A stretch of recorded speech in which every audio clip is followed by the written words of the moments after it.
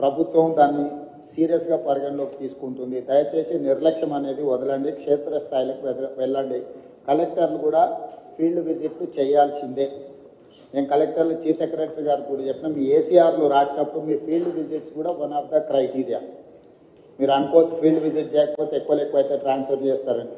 Transfer చేయకుండా మీ వార్షిక నివేదికలలో కూడా మీరు ఎన్నిసార్లు ఫీల్డ్ విజిట్ చేశారు, ఎక్కడెక్కడికి వెళ్ళి ఎడ్యుకేషనల్ ఇన్స్టిట్యూట్స్ ఎన్ని చేశారు, డిజాస్టర్లో ఎన్ని అడ్రస్ చేశారు, అన్నిటిని కలిపి దాన్ని కూడా ఒక బెంచ్ మార్క్గా ప్రభుత్వం పరిగణిస్తుంది. దయచేసి ఈ అంశాలను అన్నిటిని కూడా దృష్టిలో పెట్టుకొని ఇప్పటివరకు బాగా పనిచేసిన అధికారులను అభినందిస్తూ, బాగా పనిచేయాల్సిన అధికారులకు సూచనలు చేస్తూ భవిష్యత్ కార్యాచరణ మీరు అడ్రస్ చేయడం జరిగింది. ఇప్పుడు థెరపీ వచ్చింది, వర్షాలు ఆగినాయి కాబట్టి క్షేత్రస్థాయిలో కలెక్టర్లు మీరు బృందాలను పంపించండి. ఫీల్డ్ విజిట్లు చేసి అక్కడ ఉన్న క్షేత్రస్థాయి పరిస్థితులను, అక్కడ జరిగిన నష్టాన్ని, ముఖ్యంగా మనుషుల నష్టము, పశు సంపద నష్టము, పంట నష్టము, తర్వాత ఇన్ఫ్రాస్ట్రక్చర్ డ్యామేజ్, అదే పంచాయతీరాజ్ కావచ్చు, ఆర్ఎండ్బి కావచ్చు, ఎంఏయుడి కావచ్చు, or any other departments, even schools కానీ, ఎలక్ట్రిసిటీ డిపార్ట్మెంట్, ఎనర్జీ డిపార్ట్మెంట్ వాళ్ళే కానీ, కొన్ని దగ్గర అంగన్వాడీలు కానీ, ఇట్లా గవర్నమెంట్ కూడా కొన్ని శిథిలావస్థకు వచ్చిన భవనాలు కానీ, వీటన్నిటిని క్షేత్రస్థాయిలో మీ జిల్లాలలో మీరు నివేదికలు తెప్పించుకోండి. దాంట్లో ప్రజాప్రతినిధుల సహకారం కూడా తీసుకోండి. నా సూచన ప్రజాప్రతినిధులకు కూడా చాలా అంశాలు మీ దృష్టిలో ఉంటాయి, ప్రజలు కూడా మీ దగ్గరికి తీసుకొస్తుంటారు, ఎమ్మెల్యేలకు, ఎంపీల దగ్గరికి. మీరు కూడా వాటిని ఒక నివేదిక రూపంలో కలెక్టర్లకు పంపించండి.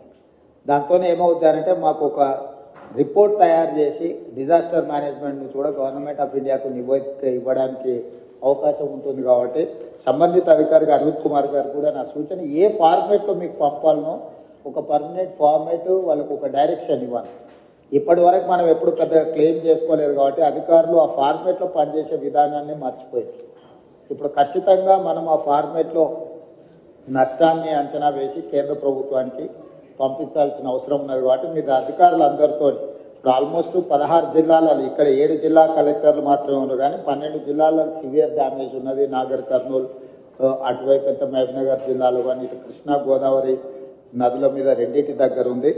నా సూచన ఇన్ఛార్జి మంత్రులకు కూడా ఆయా జిల్లాలలో మీరు సమీక్ష చేసుకొని లోకల్ ఎలక్టెడ్ రిప్రజెంటేటివ్స్తో ఒక మీటింగ్ ఏర్పాటు చేసుకొని ఆ కలెక్టర్లను కూడా నివేదికలు తయారు చేయమని చెప్పి, దాన్ని ఓవరాల్గా రెవెన్యూ మినిస్టర్ గారు disaster management comes under revenue, మీరు అందరు మంత్రులతోని సంబంధిత అధికారులతోని మీరు తక్షణమే సమీక్ష చేసుకొని నివేదికలు సిద్ధం చేయండి.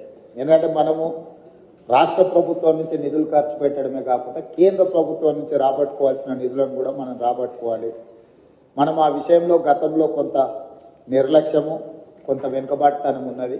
ఇక ముందు అలాంటి నిర్లక్ష్యం కానీ, అలా కేంద్ర ప్రభుత్వం నుంచి రావాల్సిన నిధులను తెచ్చుకోవడంలో కానీ అలసత్వం ప్రదర్శించడానికి వీల్లేదు. అలా ఎవరైనా అధికారులు వ్యవహరిస్తే అధికారుల మీద కూడా చర్యలు తీసుకోవడానికి ప్రభుత్వం వెనకాడదు. దయచేసి అధికారులకు నా విజ్ఞప్తి, ప్రభుత్వ విధానము మారింది. ప్రభుత్వం స్పష్టంగా కేంద్ర ప్రభుత్వం నుంచి రాబట్టుకోవాల్సిన ప్రతి రూపాయిని రాబట్టుకుంటుంది.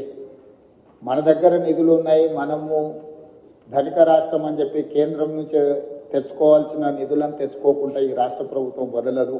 కాబట్టి ఎంత డ్యామేజ్ అయితే అంత కంప్లీట్గా అసెస్ చేయండి. బ్రిడ్జ్లు, అక్కడక్కడ లోకాజ్ వేలు, ఇప్పుడు చూస్తే 100 ఫీట్ రోడ్లే కొట్టుకొని పోయినాయి. సో మీరు టెంపరీ రిలీఫ్ల కోసమే లేకపోతే టెంపరీ రిస్టరేషన్ కోసం మీరు అసెస్మెంట్ చేయకండి, మీరు పర్మనెంట్ సొల్యూషన్ కూడా ఇందులో మీరు నివేదికలు సిద్ధం చేయండి. ఎంతైతే అంత తీసుకొచ్చుకొని మిగతాది ఏదైనా ఉంటే ప్లస్ ఇప్పుడు మనకు ప్రధానంగా వరంగల్లో చూసిందంతా మీరు ఏవైతే నాలాలు, ఏవైతే చెరువులు పాతకాలంలో కాలువలు ఇప్పుడు నాలాలు అంటున్నామో వాటిని సరైన విధంగా మనము బాటిల్ నెక్స్ క్లియర్ చేయకపోవడం వల్ల ఎక్కువ వర్షం వచ్చి ఇదంతా డ్యామేజ్ జరిగింది. వాటిని ఒక అసెస్మెంట్లోకి రండి. ఎన్ని క్యూసెక్స్ వాటర్ పోతుంది, ఎంత కావాలి, ఎక్కడైనా ఏమైనా ఎంక్రోచ్మెంట్ ఉందా, మీకున్న వరంగల్ చుట్టూతో ఉన్న చెరువులన్నిటిని కూడా ఇది చేసుకొని ఇంటేక్ అవుట్ఫ్లోలు ఇన్ఫ్లోలు అని కూడా క్యాలిక్యులేట్ చేసుకొని ఎంత వస్తుంది, ఏమవుతుంది అనేది కూడా మీకు ఒక అసెస్మెంట్ ఉండాలి. అసెస్మెంట్ ఉండాలంటే ఇరిగేషన్ డిపార్ట్మెంట్ని కూడా మీరు ఖచ్చితంగా వాళ్ళని మీ పరిగణలోకి తీసుకోవాలి. వితౌట్ ఇరిగేషన్ డిపార్ట్మెంట్ మీరు లోకల్ డిపార్ట్మెంట్స్ రోడ్లకు రోడ్లు రిస్టోర్ చేసి మున్సిపల్ వాళ్ళు మీ ఏరియాలు చేసినా మళ్ళీ వర్షం వచ్చినప్పుడు వరద వచ్చినప్పుడు సేమ్ సమస్య అవుతాయి, సేమ్ కొట్టుకొని పోవడానికి అవకాశం ఉంది. కాబట్టి దయచేసి అట్లాంటి వాటికి అవకాశం ఇవ్వకండి. ఖచ్చితంగా అధికారులు కోఆర్డినేషన్ ఉండాల్సిందే.